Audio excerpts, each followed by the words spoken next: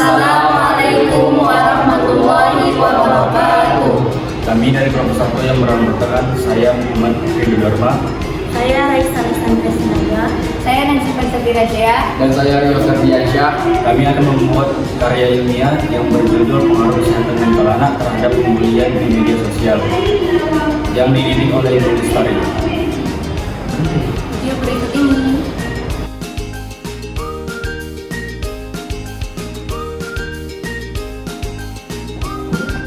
Assalamualaikum warahmatullahi wabarakatuh.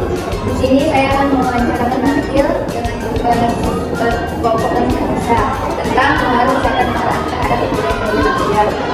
Saya punya pertanyaan kepada Nabil. Apakah Bang Akil pernah mengalami pembulian di media sosial? Kalau sendiri pembulian di media sosial terus pasti belum pernah ngerasain ya.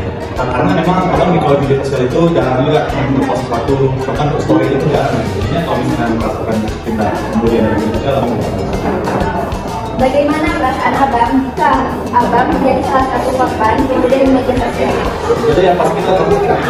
Tapi kan terkadang kan kalau misalnya yang menghubungi itu dia terus pakai akun gitu ya. Kita nggak tahu siapa yang ngirim gitu kan. Walaupun dia yang pakai akun asli itu tetap ada gitu. Kita merasa perasaan kita kalau misalnya pembulian itu ya nggak enak. Menurut Abang, apakah pembulian di media sosial merupakan suatu hal yang wajar atau sebaliknya? Kalau misalnya dari kita lihat sehari ini, pembuliannya kan semakin kesini semakin parah gitu ya. Jadinya mungkin masyarakat mewajarkan gitu tentang aktivitas industri.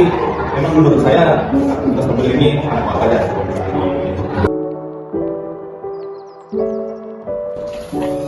Assalamualaikum warahmatullahi wabarakatuh. Di sini saya akan menjelaskan Abang untuk tugas pokok kerja saya tentang pengaruh kesehatan mental anak terhadap pembulian di media sosial. Apakah Abang pernah melihat atau menyaksikan tindakan yang dapat digolongkan sebagai pembulian di media sosial? Jika pernah, apakah Abang bisa menjelaskan sedikit hal tersebut? Selama abang bermain sosial media, abang memang tidak pernah melihat langsung dari media sosial. Tapi untuk kita sendiri ada beberapa di pembulian dari kata-kata yang mungkin pembuli itu tersinggung dan kata-kata. Pernahkah Abang melakukan ketika melihat atau menyaksikan tindakan pembulian di media sosial pada guru atau maupun pihak yang berwenang? Mungkin sudah bilang tadi, aku memang belum pernah melihat pembulian yang ada di media sosial. Jadi aku belum pernah melaporkan atau berpihak berwenang. Apa dampak yang ditimbulkan akibat pembulian di media sosial? Sebenarnya banyak dampak yang terjadi akibat pembulian di media sosial. Contohnya mungkin bagi pembuli akan merasa lebih tidak berdaya. Apa faktor penyebab terjadi pembulian di media sosial menurut Abang secara pribadi? Nah, sebenarnya memang ada beberapa sih faktor yang menyebabkan seseorang itu dibully. Cuman menurut abang pribadi, rata-rata orang yang membuli itu contohnya seperti remaja yang iseng gitu. Itu mereka mungkin tidak ada kerjaan atau gimana, mereka iseng membuli temannya atau siapapun itu di media sosial. Jadi mungkin karena kesenangan itu mereka merasa iseng ini cuma aja. Jadi mereka merasa lebih senang gitu kalau untuk membuli seseorang. Jadi itulah yang bisa membuat teman-temannya yang lain untuk ikut membuli yang dibully. Ya, terima kasih. Mungkin ini saja yang akan kita bicarakan. Assalamualaikum warahmatullahi wabarakatuh. Waalaikumsalam warahmatullahi wabarakatuh.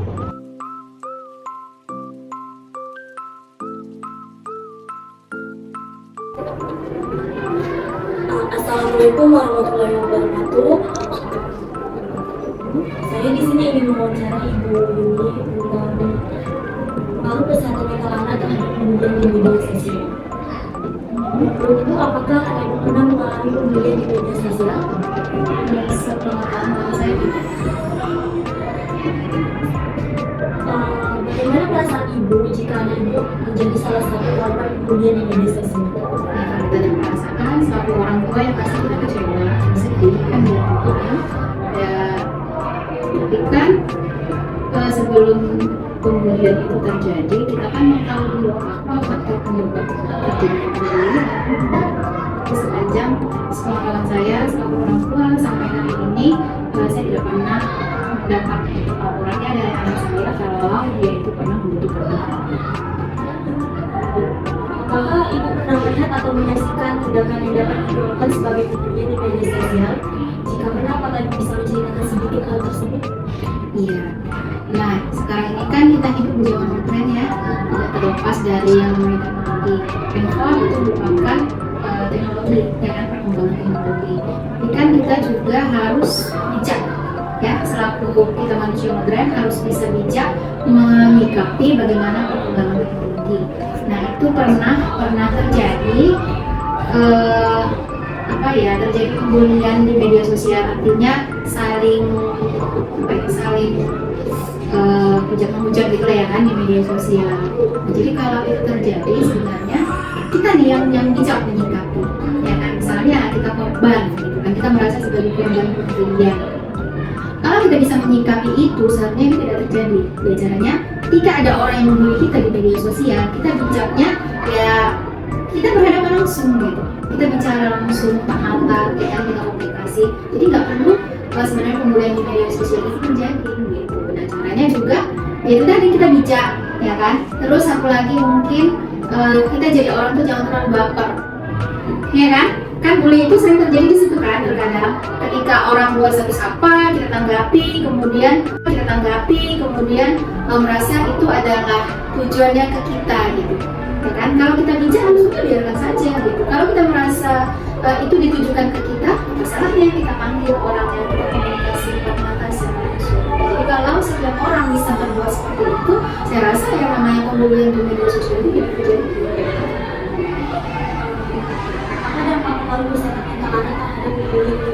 Sangat berpengaruh, ya. Dengan pembulian yang terjadi, si anak tidak bisa menyelesaikan pembulian itu, akan terjadi gangguan mental, ya. Contohnya apa? Bisa depresi, ya, depresi. Ketika seseorang mengalami depresi, dia tidak bisa menyelesaikannya. Depresi itu bisa mengakibatkan seseorang itu jadinya pembulian. Jadi sebenarnya dampak pembulian di media sosial itu sangat fatal, ya. Nah, jadi kita juga selaku manusia yang dewasa, manusia yang bijak, ya jangan sampai gitu ya kan. Kalau rasanya kita ada sesuatu dengan teman kita atau apa gitu ya, kita bisa dewasa saja gitu kan. Dia bicara, jadi nggak usah disindir atau dilindungi di media sosial. Kenapa? Karena kalau di media sosial semua orang bisa lihat, gitu ya kan. Apalagi di Facebook mungkin satu ada jaga bisa menyaksikan itu gitu kan. Jadi coba kita juga posisikan diri kita seperti dia, seandainya kita seperti dia, gimana dengan kita, ya kan. Jadi kalau sudah sampai depresi yang dialami itu salah satu gangguan jiwa, gangguan mental, ya kan, bisa mengakibatkan orang itu jadinya menjadi hal yang paling fatal, ya kan, kalau tidak bisa diselesaikan. Menurut Ibu, apa faktor dan dampak negatif maupun positif yang ditimbulkan akibat pembulian media sosial? Kalau kita bisa menyikapi dampaknya gitu ya kan. Kalau dampak negatifnya yang saya bilang tadi ya kan, pengaruh kepada kesehatan mentalnya, ya kan. Nah, kalau dampak positifnya, orang itu berpikir positif, bisa jadi membuat dia tuh semakin kuat, semakin dewasa bagaimana dia menyikapi sesuatu, ya, bagaimana dia menyikapi sesuatu, apakah di dunia nyata atau di dunia maya, di luar media sosial gitu. Nah, itu dia bisa, kalau dia berpikir dewasa, bijak, dia makin dewasa. Tapi kalau tadi nggak bisa menyikapi itu, nggak bisa dewasa, ya itu artinya depresi. Tadi nggak bisa bangkit dengan segala depresi, akhirnya ujungnya pembunuhan bisa terjadi. Itu yang paling fatal. Nah ini Bu, terima kasih atas pendapat Ibu. Waktu Ibu juga masih untuk saya tutup. Assalamualaikum warahmatullahi wabarakatuh.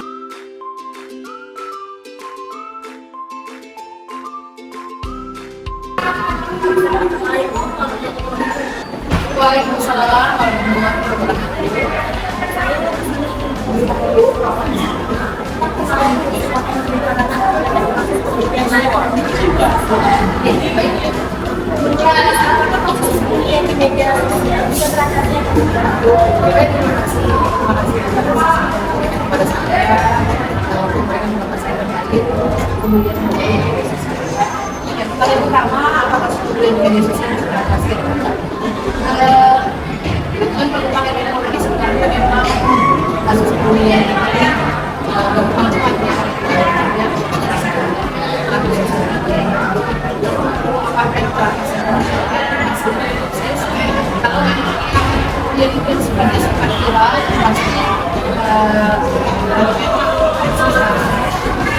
Pendekatan polisi sekarang ini pasti akan sampai mungkin kalau masih ini tidak terlalu media tidak terlalu naik, tapi kadang-kadang di awalnya saja tapi tidak terasa sampai jadi sebenarnya menjadi viral tidak harus orang-orang yang ada di sekitar gue itu harus jelas dan melakukan.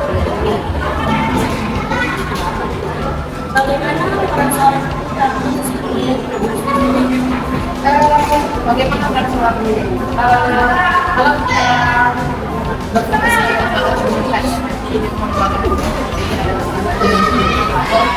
dia dapat membantu atau mencegah komunikasi dan menimbulkan yang sifatnya menginformasikan komunikasi ini sifatnya tidak paham bahwa itu ada itu yang ada kalau kemudian memang dia sangat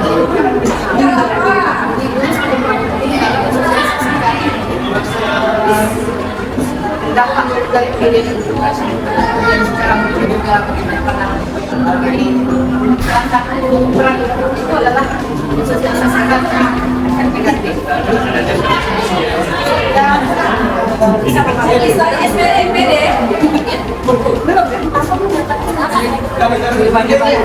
itu adalah kemudian dari sosial media Indonesia-nya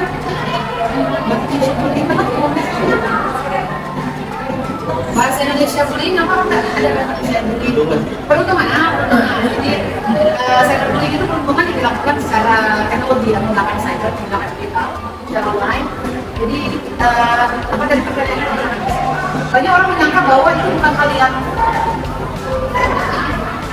hal yang penting gitu. Karena kan sekedar mungkin mengatakan sesuatu yang tidak baik pada orang lain tapi di media misalnya ini dengan betul dia Raisa mengatakan sesuatu yang tidak baik aku di situ juga yang sekali itu kan saya dari bullying mengarahkan ke disiplin itu kan juga mempengaruhi secara yang sosial media jadi seperti itu sebenarnya kalau tidak baik dimanapun sarananya atau wadahnya bully tidak boleh bully walaupun itu hanya sekedar tulisan apalagi dengan perkembangan teknologi hati-hati dulu dibilang orang hati-hati menggunakan ngomong kalau sekarang dari itu bisa mengakibatkan sesuatu atau mempengaruhi orang jadi tidak ada kata baik atau tidak ada dukungan sama sekali dari saya pribadi tentang bullying itu baik dari sosial media apalagi secara langsung dan sebagainya saya mau saya bullying or any kind of bullying. Bagaimana menurut Miss Ya, penjelasan sendiri ya harusnya dengan adanya penjelasan sendiri dan tegasnya peraturan pemerintah, tegasnya hukuman atau sanksi ketika pemerintah terhadap orang yang bullying seharusnya itu bisa membuat. Terima kasih telah menonton video kami. Kritik yang salah disilahkan dan apabila kami ada salah kami mohon maaf. Wabillahi taufiq wal hidayah. Wassalamualaikum warahmatullahi wabarakatuh.